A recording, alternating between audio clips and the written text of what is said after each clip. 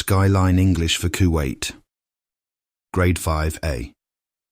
Student's Book. Unit 3. Lesson 5. Listen and tick true or false. Hey, Reem. We arrived in Skyline yesterday morning. Why didn't you come? Hi, Noura.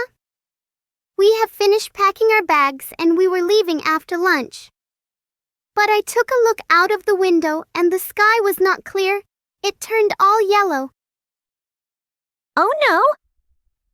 The weather was nice and sunny when we left yesterday.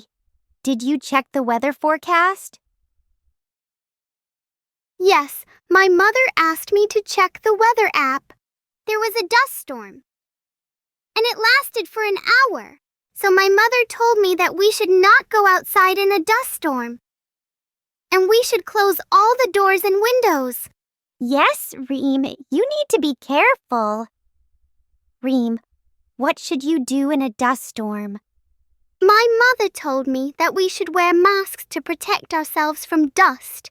Yes, some people can't breathe well in a dust storm. We should stay indoors until it's safe. So, Reem, when will you leave? We will leave soon. The weather is clear today. Great, thank you, Reem. See you soon. You are welcome. Bye.